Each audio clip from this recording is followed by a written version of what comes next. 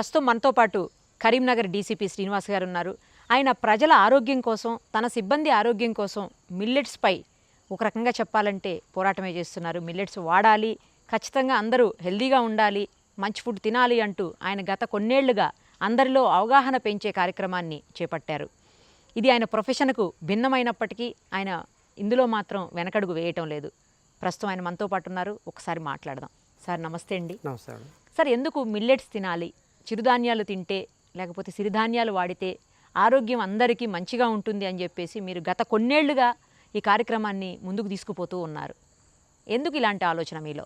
ప్రస్తుతానికి ఒక ప్రపంచవ్యాప్తంగా ఒక సర్వే జరిగింది అన్ని దేశాల్లో. ఆ సర్వే ప్రకారం రాబోయే 2 సంవత్సరాల్లో భారతదేశము youngest nation in the world, అంటే ప్రపంచంలో యూత్ పర్సంటేజ్ ఎక్కువ ఉన్న జనాభా కలిగిన దేశంగా భారతదేశం ఆవిర్భవించబోతుంది. ఓకే. అంటే మన జనాభాలో యూత్ ఎక్కువ మంది ఉంటారు, ఎక్కువ శాతం ఉంటారు. కానీ దురదృష్టవశాత్తు యూత్ పర్సంటేజ్ అయితే పెరుగుతుంది, కానీ వాళ్ళలో ఫిట్నెస్ ఉండట్లేదు. ఇప్పుడున్న జనరేషన్లో ఫిట్నెస్ ఉండట్లేదు. హెల్త్ పరంగా వాళ్ళు 30, 35, 40 ఇయర్స్ వచ్చేటప్పటికి సమస్యలు ఎదుర్కొంటున్నారు. దాన్ని ఎందుకు కారణాలు ఏంటి అని ఒకసారి పరిశీలించి చూస్తే ఈరోజు మనం తీసుకునే ఆహారం, తర్వాత మన యొక్క లైఫ్ స్టైల్, మన జీవన విధానం. మీరు చూడండి, మనం ఏదైనా ఒక ఆరోగ్యకరమైన ఒక చక్కటి ఆహారం తినాలి అని అనుకుంటే మార్కెట్లో దొరకదు. తినాలని మనకున్నా కూడా మనకిప్పుడు మార్కెట్లో అవైలబుల్ ఉన్న ధాన్యాలు కానీ, కూరగాయలు కానీ, పళ్ళు కానీ, ఇంకా ఏ ఆహార పదార్థాలైనా కూడా ఇవి ఆరోగ్యకరంగా లేవు. అంత భయంకరంగా సిచ్యువేషన్ మారిపోయింది. 15-20 సంవత్సరాల క్రితం ప్రజలు గుంపులుగా లైన్లు కట్టి 2 ప్లేసులలో కనిపించేవాళ్ళు. ఒకటి సినిమా థియేటర్ల దగ్గర, 2 రైల్వే స్టేషన్లో టికెట్ల కొరకు. కానీ ఈరోజు హాస్పిటల్ దగ్గర లైన్లలో క్యూ లైన్లలో కనిపిస్తున్నారు. అత్యధిక ప్రజలు వందలుగా గుంపులుగా హాస్పిటళ్ళలో కనిపిస్తున్నారు. అది శుభపరిణామం కాదు. నెక్స్ట్ జనరేషన్కి, రాబోయే జనరేషన్స్కి చాలా ప్రమాదకరం. అదేవిధంగా యువతలో చూస్తే పెళ్ళైన వాళ్ళలో దాంపత్య జీవితంలో కూడా సమస్యలు వస్తున్నాయి.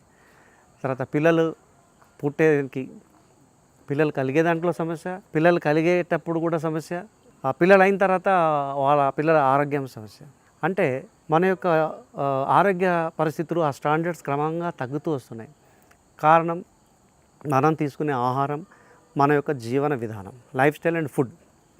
మనకి మన సనాతన ఆయుర్వేదంలో ఆయుర్వేద శాస్త్రవేత్త ఒక మాట చెప్తాడు, ఆహారాన్ని ఔషధంగా తీసుకోవాలి, లేకపోతే ఔషధాలని ఆహారంగా తీసుకుంటారు. ఇప్పుడు అదే జరుగుతుందేమో సార్. సో ఇప్పుడు గుప్పుడు గోళీలు మింగుతున్నారు ప్రతి ఒక్కరు. దానికన్నా చక్కటి ఆహారం తీసుకుంటే మనం ఆరోగ్యంగా ఉంటాం. సిరిధాన్యాలు, ఒకప్పుడు వీటిని తృణధాన్యాలు అనేవాళ్ళు. ఓకే. అంటే neglected main course of meals కాదు. తృణధాన్యాలు అంటే చిన్న ధాన్యాలు, ఏదో సపోర్టింగ్. మెయిన్ ఆహారము, ముఖ్య ఆహారము గోధుమలు, బియ్యం, రైసు. అయితే ఇవి తృణధాన్యాలు. అంటే ఏదో అడపదడప అప్పుడప్పుడు తినదగ్గవి అని పేరు ఉండేది. కానీ ఇప్పుడు అవి సిరిధాన్యాలు అయ్యాయి. అంటే అవి తింటే సిరులు, ఆరోగ్యపు సిరులు. మనం చక్కగా ఆరోగ్యంగా ఉండాలి అంటే సిరిధాన్యం తినాలి. సో అందుకని చెప్పేసి ప్రజల్లోకి ఈ సిరిధాన్యాల్ని ప్రజలు తినాలని, ప్రజల్లోకి ఈ సిరిధాన్యాల్ని తీసుకెళ్లాలని చెప్పేసి ఒక సంకల్పంతో దీని మీద ప్రయత్నం చేస్తున్నాను. ఓకే. కొంతవరకన్నా ఏమన్నా చేంజ్ వచ్చిందా సార్? మీరు చూస్తున్న వాళ్ళల్లో, అంటే మీ సబార్డినేట్స్లో కావచ్చు, మీ కొలీగ్స్లో కావచ్చు, రిలేటివ్స్లో కావచ్చు, లేకపోతే మీకు తెలిసిన ప్రజల్లో కావచ్చు, ఫ్రెండ్స్లో కావచ్చు? తప్పకుండా, డెఫినెట్గా దీంట్లో చాలా మార్పు వచ్చింది. 2013 నుంచి నేను ఈ యొక్క భావనను తీసుకుని వచ్చాను. దాని మీద ప్రయత్నం చేసుకుంటూ వచ్చాను. సిరిధాన్యాలు తింటే ఎందుకు తినాలి, దానివల్ల ప్రయోజనం ఏంటి అని చెప్తూ వస్తున్నాను. తర్వాత అందులో ఆ క్రమంలో నేను గమనించిన ఇంకొక సమస్య ఏంటంటే, దీన్ని ఎలా వండుకోవాలో తెలియట్లేదు ఇప్పటి జనరేషన్కి. ప్రాబ్లం ఉంది. దాని పరిష్కారంగా ఎలా వండుకోవాలో కూడా నేను తయారు చేశాను. ఒక 100 వంటకాలు తయారు చేశాను. 100 వంటలు కూడా ఇప్పుడు నేను తయారు చేసి సో ఇది సామాజిక మాధ్యమాల ద్వారా ప్రజలందరికీ అందుబాటులో ఫ్రీ ఆఫ్ కాస్ట్ ఉండేట్టుగా ప్రయత్నం చేస్తున్నాను. సార్, ఇప్పుడు మీరు 100 రకాల వంటకాలు చేయొచ్చు సిరిధాన్యాలతో అంటున్నారు. ఆ 100 రకాల వంటకాల్లో ఏ టైప్ ఉంటుంది? అంటే అది మార్నింగ్ తీసుకునే బ్రేక్ఫాస్ట్గా ఉంటుందా, లంచా, డిన్నరా, ఏది? ఇప్పుడు మనము ప్రస్తుతము రైస్ తింటున్నాం. ఎన్ని పూటలు తింటున్నాం? 2 టైమ్స్ తింటాం. ఇది కూడా అంతే. అయితే ఇది 3 పూటల్లో తినచ్చు. ఉదయం దోశలు వేసుకోవచ్చు, ఇడ్లీ చేసుకోవచ్చు, పొంగల్ చేసుకోవచ్చు, ఉప్మా చేసుకోవచ్చు. ఈ 4 వెరైటీలు మార్నింగ్ బ్రేక్ఫాస్ట్ తినొచ్చు. తర్వాత మధ్యాహ్నం లంచ్లో సాంబార్ రైస్, ఓకే. బిర్యానీ, పులావ్, ఇంకా రకరకాల డిషెస్ అన్నీ మీరు మధ్యాహ్నం తినేట్టుగా చేసుకొని తినొచ్చు. సేమ్ నైట్ కూడా అంతే. కానీ యాక్చువల్గా సిరిధాన్యాలతో చేస్తే ఎక్కువ టేస్ట్ ఉండదు, అది ఎక్కువ తినాలి అనిపించదు అని కూడా కొంతమంది అంటూ ఉంటారు సార్, నిజమా అది? అది తప్పు. వండే విధానం అనేది ఇప్పుడు జనరేషన్ మర్చిపోయింది. ఒక జనరేషన్ నుంచి ఈ జనరేషన్కి వచ్చేటప్పుడు మధ్యలో గ్యాప్ వచ్చేసి అసలు పరిచయమే లేకుండా అయిపోయింది. గతంలో ఇదే ధాన్యాలతో ఒక 50 సంవత్సరాల క్రితం చాలా చక్కగా రుచిగా చేసుకొని తినేవాళ్ళు. సో ఆ విధానం అనేది కాలక్రమేణా ఒక తరం నుంచి ఇంకో తరానికి అందాల్సిందే, అది అందలేదు, మారిపోయింది. మధ్యలో వచ్చిన టెక్నాలజీ అయితేనేమి, వంటింట్లోకి వచ్చిన రకరకాల మోడర్న్ ఎక్విప్మెంట్ అయితేనేమి, వీటన్నిటి ప్రభావం వల్ల ఈ యొక్క సాంకేతికత అనేది ఇప్పటి జనరేషన్కి అందలేదు. కాబట్టి వీళ్ళకి ఇది చేసుకునే విధానం తెలియక ఇవి చప్పగా ఉంటాయని చెప్పేసి అంటున్నారు. కానీ వీటిని కూడా టేస్టీగా రుచికరంగా చేసుకోవచ్చు అని మేము నిరూపించాం. 100 వంటలు చేసాం. ఈ మిల్లెట్స్ ఏవైతే ఉంటాయో అవన్నీ కూడా అంతగా అవైలబుల్ ఉండదు మార్కెట్లో, అన్ని వెరైటీస్ అవైలబుల్ ఉండదు, మనం కోరుకున్నంత క్వాంటిటీలో కూడా అవైలబుల్ ఉండదు అని అంటారు, నిజమా? కొంతవరకు ఇది నిజం. ఎందుకంటే ఏదైనా కూడా డిమాండ్ సప్లై, మార్కెట్లో డిమాండ్ పెరిగితే ఆటోమేటిక్గా సప్లై పెరుగుతుంది. సో అందరూ రైస్ తింటున్నారు కాబట్టి రైతులు అన్ని రైస్ పండిస్తున్నారు. మనమంతా సిరిధాన్యం తినడం మొదలుపెట్టామనుకోండి, డిమాండ్ పెరుగుతుంది, అప్పుడు రైతులు ఇవే పండిస్తారు. కాబట్టి అప్పుడు మార్కెట్లో ఇవి సమృద్ధిగా, ఇప్పటికే మార్కెట్లోకి వచ్చేసాయి, సమృద్ధిగా దొరుకుతున్నాయి, ప్రాబ్లం అయితే లేదు. కొద్ది కాస్ట్లో ఏమన్నా ఎక్కువ ఉంటాయా? కాస్ట్ ప్రస్తుతానికి కాస్ట్ ఎక్కువ ఉన్నాయి. అదే ప్రస్తుతానికి రైస్తో పోలిస్తే సిరిధాన్యం యొక్క రేటు ఎక్కువగా ఉంది. కానీ తినే వాళ్ళ సంఖ్య పెరిగితే, పండించే వాళ్ళ సంఖ్య పెరిగినప్పుడు కాస్ట్ తగ్గుతుంది. ఓకే. ఇప్పుడు ఒకప్పుడు బాస్మతి రైస్ చాలా కాస్ట్ ఉండేది. అవును సార్. ఇప్పుడు బాస్మతి రైస్ తగ్గింది. అంటే బాస్మతి రైస్ ప్రొడక్షన్ పెరిగింది కాబట్టి దాని రేటు తగ్గింది. అలాగే సిరిధాన్యాలు ప్రొడక్షన్ పెరిగితే రేటు తగ్గుతుంది. ఇవి పిల్లలకు, అలాగే విమెన్, ప్రెగ్నెంట్ విమెన్ అందరూ వాడచ్చా సార్? ప్రతి ఒక్కరు తినచ్చు. మాకు నేను హైదరాబాద్లో ఉన్నప్పుడు, సైబరాబాద్లో ఉన్నప్పుడు మా దగ్గర మెడికల్ క్యాంపు కండక్ట్ చేస్తే వచ్చిన డాక్టర్లో ఒక గైనకాలజిస్ట్ ఉండింది. ఓకే మేడం, ఆమె పర్టికులర్గా ఫెర్టిలిటీ మీద స్పెషలిస్ట్. ఓకే. అది గచ్చిబౌలి ఏరియా మొత్తం సాఫ్ట్వేర్ ఇంజనీర్స్ ఉంటారు. వైఫ్ అండ్ హస్బెండ్ ఎప్పుడు ఏసీలో పనిచేస్తారు కాబట్టి వాళ్ళలో ఇన్ఫెర్టిలిటీ ప్రాబ్లం, అంటే సెక్సువల్ ప్రాబ్లం కాదు, ఫెర్టిలిటీ రేట్ తక్కువగా ఉంటుంది, ఓకే ఓకే ఫైన్, కన్సెప్షన్ తక్కువ. దాని మీద మేడం ఈ సిరిధాన్యాలతో ప్రయోగం చేస్తే 3 నెలల్లో 10 మందిని ట్రయల్గా తీసుకుంటే 3 నెలల్లో 7గురికి ప్రెగ్నెన్సీ వచ్చింది. సక్సెస్ రేట్ ఆ విధంగా వచ్చింది. నేను అడిగాను, మేడం, అంటే నాకు అప్పటికి తెలియదు, ఓకే మేడం మల్లెట్కి ప్రెగ్నెన్సీకి ఏంటి సంబంధం అంటే దాన్ని ఒకే మాట చెప్పింది, ఎప్పుడైతే మనం పంట పండించే సాయిల్ రిచ్గా ఉంటుందో, న్యూట్రిషన్ రిచ్గా ఉంటుందో మొక్క బలంగా పెరుగుతుందని చెప్పింది. ఇది కూడా అంతే. సో మిల్లెట్లో ఉండే న్యూట్రిషన్ సమృద్ధిగా లభించినప్పుడు ఆటోమేటిక్గా మనలో కెపాసిటీ పెరుగుతుంది. ఓకే సార్, ఇప్పుడు కొంతమంది డయాబెటిక్ ఉంటారు, తర్వాత హైపర్ టెన్షన్, ఇలాంటి అన్నీ ఇంకా చాలా రకాల డిసీజులు ఉన్న వాళ్ళు ఉంటారు. అలాంటి వాళ్ళందరూ ఇవి తినచ్చా? డయాబెటిక్ వాళ్ళు తినడం మొదలు పెడితే డే 1 నుండి నాన్ డయాబెటిక్ అవుతారు. అవునా? ఎస్. 3 పూటలు ఈ ఫుడ్డే తినాలి. 3 పూటలు. ప్రూవ్డా సార్ ఆ విషయం? ప్రూవ్డ్. మీరు టెస్ట్ చేసుకోవచ్చు. ఓన్లీ సిరిధాన్యం ఫుడ్ మార్నింగ్, మధ్యాహ్నం, నైట్ తింటే నాన్ డయాబెటిక్ అవుతారు. మీ షుగర్ లెవెల్స్ కంట్రోల్లో ఉంటాయి. బీపీ ఉన్నవాళ్ళు బీపీ నార్మల్కి వస్తుంది. ఓకే. తర్వాత కొంతమందికి డౌట్ ఉంటుంది, థైరాయిడ్ ప్రాబ్లం ఉన్నవాళ్ళు సిరిధాన్యాలు తినొచ్చా? సోషల్ మాధ్యమాలలో కూడా కొంతమంది చెప్పేస్తున్నారు ఏంటంటే థైరాయిడ్ ప్రాబ్లం ఉన్నవాళ్ళు సిరిధాన్యాలు తినకూడదు, తింటే థైరాయిడ్ పెరుగుతుంది అని. తప్పు. సిరిధాన్యాలకి థైరాయిడ్కి సంబంధం లేదు. ఓకే. థైరాయిడ్లో 2 రకాలుగా ఉన్నాయి.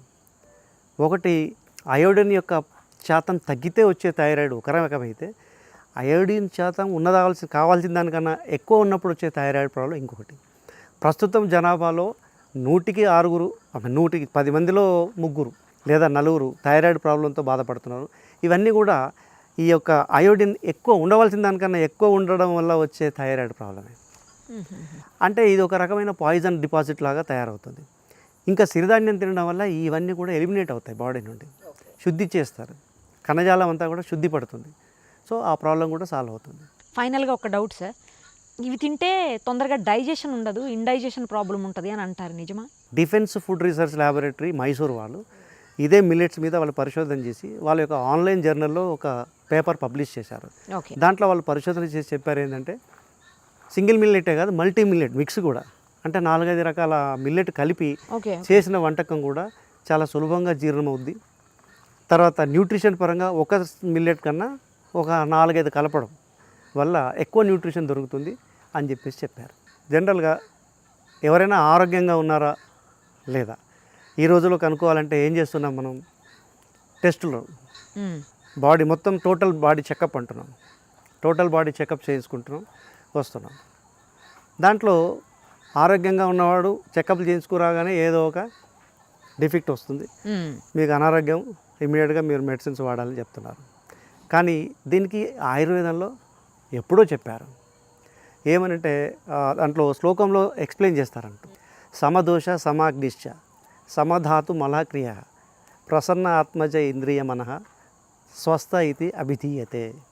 అంటే సమదోష అంటే ప్రతి మనిషి శరీరంలో దోషం అంటే గుణం, 3 గుణాలు ఉంటాయి, వాత పిత్త కఫం. ఇవి సమతుల్యంలో ఉండాలి. సమాగ్నిశ్చ అగ్ని అంటే జఠరాగ్ని, ఆకలి, చక్కటి ఆకలి వేయాలి. సమధాతు మలక్రియ అంటే శరీరంలో ప్రతి కణజాలంలో ఉండే మలినాలు ఎప్పటికప్పుడు బహిష్కరించబడాలి, క్లీన్ అయిపోవాలి. ప్రసన్న ఆత్మజ ఇంద్రియ మనః అంటే ఆత్మ, ఇంద్రియాలు, మనసు ప్రసన్నంగా ప్రశాంతంగా ఉండాలి. స్వస్థ ఇది అభిధీయతే. దాన్నే మనం స్వస్తి అంటే శాంతి, సంతోషం, ఆరోగ్యం అంటాం. ఇది డెఫినేషన్. ఓకే. అంటే సింపుల్గా చెప్పాలంటే ప్రతి ఒక్కరు పొద్దున్న లేవగానే ఎట్లాగో బద్ధకం ఉంటుంది, లేచి కొద్దిగా అటు ఇటు తిరిగి కొద్దిగా మైండ్ బాడీ ఫ్రెష్ అవ్వగానే పని చేసుకోవాలన్న ఉత్సాహం మనలో ఉందనుకోండి, మీరు ఆరోగ్యంగా ఉన్నట్టు, సంపూర్ణ ఆరోగ్యంగా ఉన్నట్టు. ఇంకా లేచిన తర్వాత కొద్దిగా అటు ఇటు తిరిగి ఫ్రీ అయిపోయినా కూడా, స్నానం చేసిన తర్వాత కూడా కొద్దిగా నీరసంగా ఉండి పని ఇప్పుడు ఏం చేయాలి, కొద్దిగా రెస్ట్ తీసుకుంటే బాగుండు అనిపిస్తే సంథింగ్ రాంగ్. ఓకే. సో ఇది మరి మిల్లెట్స్, తృణధాన్యాలు, సిరిధాన్యాన్ని తినడం ఏ విధంగా మనకు దోహదపడుతుంది అంటే, మీరు ఒక మోటార్ సైకిల్ కొంటారు లేదా ఒక కారు కొంటారు, దాంట్లో పెట్రోల్ పోస్తారు, నడుపుతుంటారు. ఒక 5,000 కిలోమీటర్ తిరిగింది కారు, వెంటనే ఏం చేస్తారు మీరు? సర్వీసింగ్ ఇస్తారు. సర్వీసింగ్ ఇచ్చినప్పుడు సర్వీసింగ్లో ఇంజిన్ ఆయిల్, గేర్ ఆయిల్, తర్వాత ఫిల్టర్స్, ఎయిర్ ఫిల్టర్స్ అన్నీ మార్చేస్తాడు. తర్వాత క్లీన్ చేస్తాడు. అన్నీ చేసి మళ్ళీ సెటరేట్ చేస్తే అగైన్ దట్ ఈస్ రెడీ. అంటే ఇంజన్, ఒక కారులో ఒక ఇంజనే ఉన్నదానికే మీరు సర్వీసింగ్ చేయిస్తున్నారు. కానీ మనలో 1,23,00,00,000 కోట్ల ఇంజన్స్ ఉన్నాయి. అవి 24 గంటలు 24/7/365 డేస్ రన్ అవుతూనే ఉన్నాయి. మరి ఆ మోటార్లు కూడా సర్వీసింగ్ అవసరం కదా. ఆ సర్వీసింగ్ చేస్తేనే మనం ఆరోగ్యంగా ఉంటాం. అయితే మనకు అద్భుతమైన గుణం ప్రకృతి ఇచ్చింది ఏంటంటే ఆటో సర్వీసింగ్ చేసుకుంటాం. మన శరీరానికి ఒక శక్తి ఉంది ఏంటంటే తనకు తాను రిపేర్ చేసుకుంటుంది, ఆటో సర్వీసింగ్ చేసుకుంటుంది. దానికి కావాల్సింది ఏంటంటే పోషకాలు మనం ఇచ్చినప్పుడు ఆ పోషకాలను గ్రహించి తనకు తాను రిపేర్ చేసుకుంటుంది. చేసుకొని ఆటోమేటిక్గా అది శక్తివంతం అవుతుంటుంది. ఇది డైనమిక్ ఎనర్జీ. ఇది అంటే ఎప్పుడు నిరంతరం ఇది డైనమిజంలో ఉండే ఎనర్జీ. కాబట్టి దీన్ని కంపల్సరీ మలినాలు వస్తుంటాయి, ఎట్లెట్లా వచ్చిన మలినాలు అట్లట్లా ఎప్పటికప్పుడు క్లీన్ అయిపోతూ ఉండాలి. తర్వాత రీజ్యూనేట్ అవుతూ ఉండాలి. అప్పుడు ఆటోమేటిక్గా ఆరోగ్యం ఉంటుంది. మీరు అనొచ్చు, నా కారు అంత ఒక ఇంజన్కే అంత పెద్ద శబ్దం వస్తుంది, అది పోతా ఉంటే. మీరు అన్నారు 1,23,000 కోట్ల మోటార్లు మన శరీరంలో నడుస్తున్నాయి అని అన్నారు. ఎస్, నడుస్తున్నాయి. అది ప్రతి కణంలో ఉన్న మోటార్ పేరు మైటోకాండ్రియా. ఓకే. మనం తీసుకున్న ఆహారం మైటోకాండ్రియాకి వెళ్ళి అక్కడ బర్న్ అవుతుంది. మైటోకాండ్రియా అది బర్న్ చేసి శక్తి జనరేట్ చేస్తుంది. ఆ శక్తి కణంలోకి ట్రాన్స్ఫర్ అయినప్పుడు జీవరసాయన క్రియలన్నీ జరుగుతూ ఉంటాయి. మీరు ఈ 1,23,000 కోట్ల మైటోకాండ్రియాలు జనరేట్ చేసే శబ్దాన్ని వినాలనుకుంటున్నారా? వినిపిస్తాను. మీ బాడీలో అన్ని మోటార్స్ రన్ అవుతున్నాయి, అవి ఉత్పత్తి చేసే శబ్దాన్ని మీరు వినాలనుకుంటున్నారా? ఎస్. ఓసారి కళ్ళు మూసుకొని 2 వేళ్లతో మీ 2 చెవులు మూసుకోండి. Just close your eyes and close your years. కళ్ళు మూసుకోండి.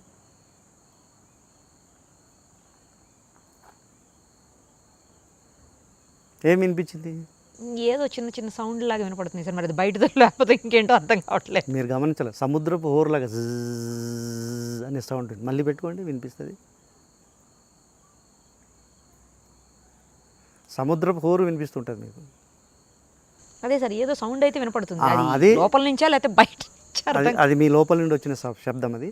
అది మీ శరీరంలో ఉండే మైటోకాండ్రియాలు ఉత్పత్తి చేసే శబ్దం. సో మీరు బయట రోడ్డు మీద ఎంత పెద్ద శబ్దాలు వచ్చినా సరే మీరు చెవులు మూసుకుంటే ఈ శబ్దమే మీకు వినపడుతుంది, మీ శరీరంలో నుంచి ఉత్పన్నమయ్యే శబ్దం. సో ఇన్ని మోటార్లు రన్ అవుతున్నాయి. ఈ మోటార్లు ఎప్పటికప్పుడు క్లీన్ అవుతూ యాక్టివ్గా పనిచేయాలంటే పోషకాలు అవసరం. ఆ పోషకాలు సిరిధాన్యాల్లో పుష్కలంగా ఉన్నాయి. బియ్యం మనం తింటున్నాం ఆహారంగా. బియ్యం is carbohydrate, it is like a fuel, petrol. అది ఓన్లీ శక్తిని మాత్రం ఇస్తుంది, కార్బోహైడ్రేట్స్.